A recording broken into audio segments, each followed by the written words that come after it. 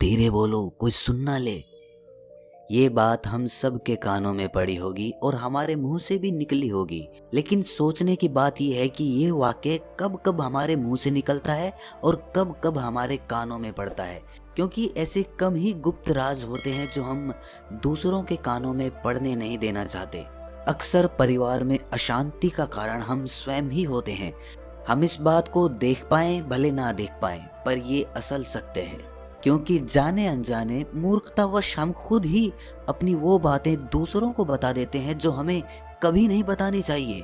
और वही बातें जो जाने अनजाने हमने किसी दूसरे के सामने बता दी थी, वही हमारे दुख का कारण बन जाता है, वही हमारे झगड़े का कारण बन जाता है। और फिर बाद में हमें पछतावा होता है कि मुझे ये बात किसी को बतानी नहीं चाहिए थी। मेरी ही गलती हुई कि मैंने जाने अनजाने ये बात सभी को बता दी। इसीलिए आज की जो बौद्ध कहानी मैं आपको सुनाने वाला हूँ, उसे सुनने के बाद आपको 7 ऐसी बातें पता चलेंगी जो आपको कभी किसी को नहीं बतानी। ये जो 7 बातें हैं जो आपको किसी को नहीं बतानी, क्यों नहीं बतानी, इसके पीछे का तर्क भी मैं आपको दूंगा। और इन 7 बातों के अलावा अगर आपको लगता है कि कोई बात ऐसी है जो मुझसे छूट गई या मैं नहीं बता पाया, तो कमेंट सेक्शन में ज़रूर बताना। इससे पहले कि आप इस बौद्ध कहानी में खो जाएं, इस चैनल को सब्सक्राइब ज़रूर कर लें। तो चलिए कहानी शुरू करते हैं। एक समय की बात है, एक नगर में रिंकू नाम का एक युवक रहता था। वो युवक बहुत गरीब था, कुछ पैसा नहीं था उसके पास। 2 वक्त की दाल रोटी भी बड़ी मुश्किल से उसको नसीब होती थी। किसी काम की तलाश में दिन रात खोज करने पर भी उसे कोई काम नहीं मिल रहा था। फिर एक दिन उसने अपनी पत्नी के सामने अपनी सारी समस्या बता दी। उसने अपनी पत्नी को कहा कि मैं जिस जगह भी काम मांगने के लिए जाता हूँ तो हर कोई मुझे ये कहकर काम नहीं देता कि हमारे यहाँ काम की ज़रूरत नहीं है। मैं काम की तलाश कर कर के थक चुका हूँ। मुझे समझ नहीं आता कि मैं तुम लोगों का पेट कैसे भरूंगा, अपने बच्चों को कैसे पालूंगा, और ये चिंता मुझे दिन रात खाए जा रही है। ये सुनकर उसकी पत्नी ने कुछ सोचकर कहा कि तुम एक आदमी के पास एक बार ही काम मांगने के लिए जाते हो, और जब वो काम नहीं देता तो तुम दोबारा उसके पास जाते तक नहीं हो। अगर तुम्हें उनसे काम लेना है तो तुम्हें हमदर्दी जतानी होगी, तुम्हें उनसे हमदर्दी हासिल करनी होगी, अपनी गरीबी दिखानी होगी, ताकि वो लोग तुम्हारी मजबूरी समझकर तुम्हें काम पर रख लें। इसीलिए शर्म मत करो, उन्हें अपनी मजबूरी बताओ, अपनी गरीबी बताओ, और इसी उपाय से तुम काम पा सकते हो। ये बात रिंकू के मस्तिष्क में बैठ गई और अगले दिन काम मांगने के लिए वो उसी सेठ के पास जा पहुंचा जहां पर वो पिछले दिन काम मांगने के लिए गया था। लेकिन इस बार उसने हाथ जोड़कर उस सेठ से प्रार्थना की, उससे विनती की कि वो बहुत गरीब है और उसे काम की बहुत आवश्यकता है। वो जो कुछ भी उसे देंगे वो उसमें संतुष्ट हो जाएगा, पर कृपया करके मुझे अपने यहाँ काम पर रख लें। उसकी ये हालत देखकर उस सेठ ने उसे अपने यहाँ काम पर रख लिया। वो रोज वहां पर काम पर जाने लगा। अंदर ही अंदर वो खुश तो था कि उसे काम तो मिला, लेकिन उसे वेतन दूसरे लोगों से कम मिलता था। वही काम जो दूसरे लोग कर रहे थे उन्हें ज्यादा वेतन मिल रहा था और इसे कम वेतन मिल रहा था। जब इस बारे में उसने अपने सेठ से कहा तो सेठ ने कहा कि देखो भाई, तुम्हें काम की जरूरत थी, मैंने तुम्हें काम दिया, मेरा धन्यवाद करने की बजाय तुम मुझसे शिकायत कर रहे हो, ये कैसी भलमनसाहत है। ये सुनकर रिंकू वहीं पर चुप हो गया। बात कहीं ना कहीं सत्य थी, सच थी। सेठ ने तो उसे उसकी मजबूरी के हिसाब से ही काम दिया था और इसीलिए वो उसे अपने अनुसार ही वेतन देता था। लेकिन धीरे धीरे उसने ये बात अपने सगे संबंधियों और अपने दोस्तों को भी बताना शुरू कर दी कि उसका सेठ कैसा आदमी है और उसे कितना वेतन देता है। समय बीतता रहा और रिंकू पूरी लगन के साथ अपना काम करता रहा। लेकिन अब परिस्थितियां बदलने लगी थी। सेठ अब रिंकू से दूसरे लोगों से ज्यादा काम लेता था और उनसे कम वेतन उसे देता था। ये बात रिंकू के मन को बहुत खलती थी। वो दूसरों से ज्यादा मेहनत कर रहा है और उनसे कम वेतन पा रहा है। इससे उसके आत्मसम्मान को बहुत गहरी चोट पहुंची। अब धीरे धीरे उसका मन अपने काम से हटने लगा। उसका मन काम में लगता ही नहीं था। जाहिर सी बात है कि ऐसी जगह किसका मन लगेगा जहां आदमी को अपने आत्मसम्मान के साथ समझौता करना पड़े। इसीलिए जल्द ही उसने अपना काम छोड़ दिया और वो घर पर आकर खाली बैठ गया। अब उसके पास घर का खर्चा चलाने के लिए भी पैसे नहीं बचे थे। इसीलिए उसने अपने सगे संबंधियों और अपने दोस्तों से सहायता मांगनी शुरू की। लेकिन उसके दोस्त उसके सामने तो उसे दया का पात्र समझते थे, उसे दिलासा देते थे, लेकिन पीछे से उसका मजाक उड़ाते थे। वो कहते कि कितना बेवकूफ़ है, सेठ ने इतना काम लिया और बेचारे को पैसे भी नहीं दिए। अरे हम इसको पैसे दे दें तो ये कल हमारा भी पैसा वापस कर पाएगा, इसकी ऐसी हालत है, काम तो इसके पास कुछ है नहीं, पैसा कहाँ से ला के देगा। और इसी वजह से रिंकू की हालत दिन ब दिन खराब होती जा रही थी। अब वो दिन रात तनाव में रहने लगा था। वही दोस्त, वही सगे संबंधी जो उसके अपने होने का दिखावा करते थे, वो उसे दया का पात्र समझ रहे थे। उन्हें उसके ऊपर तरस आ रहा था। सब लोग आकर उसे ज्ञान तो बहुत देते थे, लेकिन कोई सहायता नहीं करता था। और अक्सर ऐसा ही होता है, ज्ञान देने वाले तो बहुत मिल जाते हैं, लेकिन मदद करने वाले, उंगली पकड़कर, हाथ पकड़कर आगे चलाने वाले कितने लोग मिलते हैं। एक दिन उसे पता चला कि पड़ोस के गांव में एक बौद्ध भिक्षु आया हुआ है जो बहुत ही ज्ञानी है। रिंकू इतना तनाव में था कि उसे कोई रास्ता नजर ही नहीं आ रहा था। इसीलिए जाने अनजाने वो उस बौद्ध भिक्षु के पास पहुंच जाता है। वहां पहुंचकर वो सीधे उनके पैरों में गिरकर रोने लग जाता है। वो रोते रोते उन्हें अपनी सारी परिस्थिति बताता है। उसे बताता है कि किस तरह उसके सेठ ने उसका फायदा उठाया और उसके सगे संबंधी उसके साथ कैसा व्यवहार रखते हैं। सारी बातें सुनकर बौद्ध भिक्षु ने उसे चुप कराते हुए कहा कि भंते, ये सारी समस्याएं तुम्हारी बुद्धिहीनता, तुम्हारी मूर्खता के कारण उत्पन्न हुई है। अगर तुम्हारे अंदर विवेक होता तो इनमें से एक भी समस्या तुम्हारे चित्त को दुखी नहीं कर सकती थी, लेकिन तुमने अपने अविवेक के कारण, अपनी मूर्खता के कारण खुद ही अपने रास्ते में कांटे बिछा दिए। आज मैं तुम्हें 7 बातें बता रहा हूं जो भूलकर भी किसी को मत बताना, और इन बातों का अनुसरण करते हुए तुम बाहर से मिलने वाले दुखों को तो दूर कर ही सकते हो जो बेवजह दुनिया की वजह से तुम्हारे अंदर पनपते हैं। पहली बात जो किसी को नहीं बतानी चाहिए वो है अपनी मजबूरी। अपनी मजबूरी का दिखावा करके, दूसरों का दया पात्र बनके उनकी सहायता लेने की गलती कभी मत करना। हो सकता है कि आज वो तुम्हारी मजबूरी देखकर तुम्हारी सहायता करते, लेकिन कल वो तुम्हारा फायदा उठाने से भी नहीं चूकेगा, और अगर फायदा भी नहीं उठाया तो दूसरों के सामने तुम्हारा मजाक बनाने में वो आदमी कभी नहीं चूकेगा। इसीलिए कभी भी अपनी मजबूरी का दिखावा मत करो।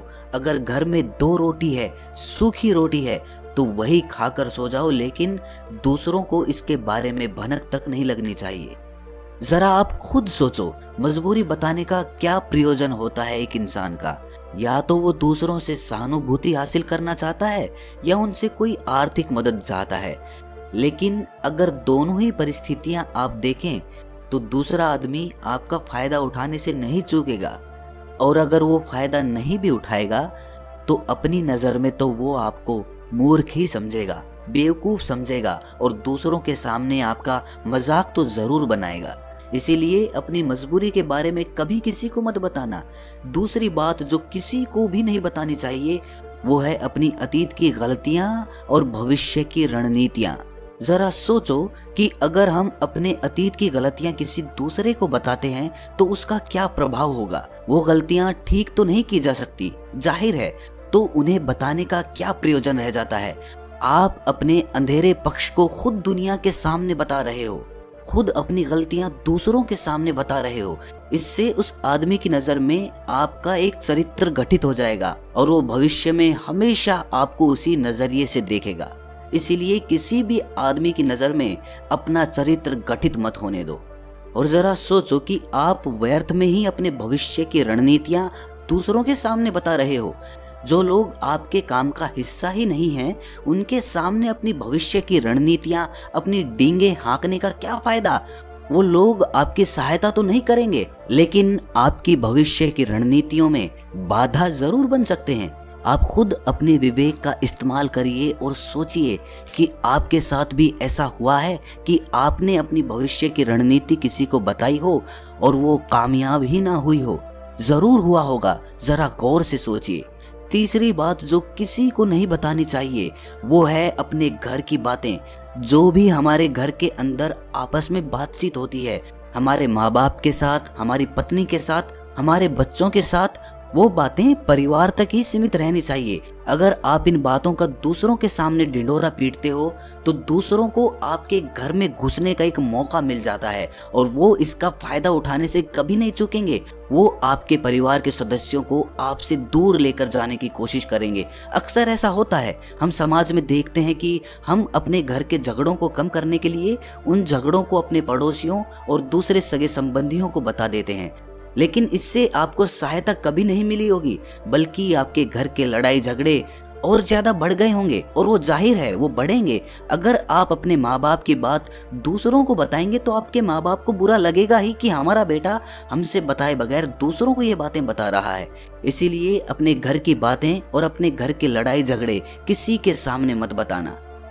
अगली बात जो मैं आपको बताने जा रहा हूँ, जो किसी को नहीं बतानी चाहिए, वो सुनने पर बहुत अजीब लग सकती है, लेकिन उसका सत्य भी मैं आपको एक तर्क के माध्यम से दूंगा। मैं कहता हूँ कि अपनी आमदनी किसी को मत बताना। अब अपनी आमदनी ना बताने के पीछे क्या प्रयोजन हो सकता है? जरा सोचिए कि आप अपनी आमदनी अपने दोस्तों को बता देते हैं, तो जब आपके दोस्तों को जरूरत पड़ेगी तो वो सिर्फ आपको ही याद करेंगे, क्योंकि उनको पता है कि अगर आपकी आमदनी ज्यादा अच्छी है तो आप ही उनकी मदद कर सकते हैं, और इसीलिए ज्यादा लोग आपसे सहायता मांगेंगे। और जब आप उनकी सहायता नहीं करेंगे तो वो सोचेंगे कि इस आदमी के पास पैसे हैं, मेरी सहायता कर सकता है, लेकिन ये सहायता कर नहीं रहा है। और इसीलिए आपकी आमदनी आप दोनों दोस्तों के बीच एक झगड़े का कारण हो सकती है। कम आमदनी होगी तो लोग मजाक उड़ाएंगे और ज्यादा होगी तो सहायता मांगेंगे। तो अपनी आमदनी बताने का कोई प्रयोजन नहीं है। अगली बात जो मैं आपको बताने वाला हूँ उसे अपनी गांठ बांध लेना और किसी को ये बात मत बताना, अपनी कमजोरियां और अपनी ताकत। अक्सर इंसान को पता नहीं होता है कि उसकी कमजोरी या उसकी ताकत क्या है, लेकिन अगर आपको अपनी कमजोरी और अपनी ताकत पता है तो पहली बात तो आप बहुत ही बुद्धिमान आदमी हैं, और दूसरी बात कि आपको ये बातें किसी से साझा नहीं करनी है, क्योंकि अगर आपकी कमजोरियां दूसरों को पता चल गई तो वो आपकी कमजोरियों का फायदा उठाएंगे, और अगर आपकी ताकत पता चल गई तो वही ताकत आपकी कमजोरी बन जाएगी, क्योंकि वो ताकत दूसरे आदमी को पता है और वो ताकत की काट भी ढूंढ ही लेगा। अपनी कमजोरी और अपनी ताकत अपनी पत्नी या अपने पति को भी नहीं बतानी चाहिए, क्योंकि इसके बाद आपको घर में उनसे हमेशा दब के रहना पड़ेगा। अगली बात जो किसी को नहीं बतानी चाहिए वो है अपने मित्र और अपने शत्रु। आप अपने मित्रों के बारे में अगर दूसरे लोगों को बताएंगे तो वो आपके मित्रों के साथ अपनी घनिष्ठता बनाकर आपको धोखा दिलवा सकते हैं। आपके गहरे मित्रों को आपसे दूर करने का प्रयास कर सकते हैं। अक्सर आम आदमी ऐसा नहीं करता, लेकिन आपके दुश्मन ऐसा करने की कोशिश कर सकते हैं। और दूसरी तरफ आपके शत्रु का भी किसी को नहीं पता लगना चाहिए, क्योंकि आज जो आपका मित्र है अगर कल वो आपका दुश्मन हो गया तो वो आपके दुश्मन के साथ ही मिलकर आपको परास्त कर सकता है, आपको धोखा दे सकता है। इसीलिए अपने सबसे अच्छे दोस्तों को भी अपने दुश्मन के बारे में कभी मत बताना। अगली और आखिरी बात कहना चाहता हूँ कि जब तुम दान करते हो तो दान के बारे में भी किसी को मत बताना, नहीं तो दान करना व्यर्थ हो जाता है, बेकार हो जाता है। जब आप अपने दान का ढिंढोरा पीटते हो तो आप ये बता रहे हो कि मैं कितना बड़ा दानी पुरुष हूँ, और ये आपके अंदर एक अहंकार निर्मित करेगा। इसीलिए दान गुप्त रूप से किया जाए उतना ही अच्छा होता है, उतना ही फलदायी होता है। जब आपका बायां हाथ दान कर रहा हो तो दाएं हाथ को भी ना पता चले कि बायां हाथ दान कर रहा है।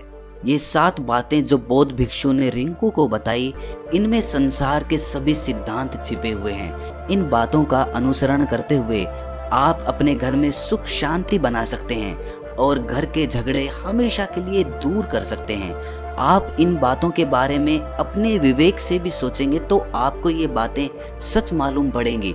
और हमारा कहानी सुनाने का मकसद यही है कि आपका विवेक जागृत हो, आप खुद उन बातों के बारे में सोचें जो हम आपको बता रहे हैं। और अगर हम गलत हैं तो आप कमेंट सेक्शन में वो बात ज़रूर बताएं जिस पर हम गलत हैं। और इनके अलावा भी अगर आप कुछ जानते हैं तो उन बातों को भी कमेंट सेक्शन में ज़रूर डालें। तो दोस्तों कैसी लगी आपको ये कहानी कमेंट सेक्शन में ज़रूर बताना, और अच्छी लगी तो इस चैनल को सब्सक्राइब ज़रूर कर लेना।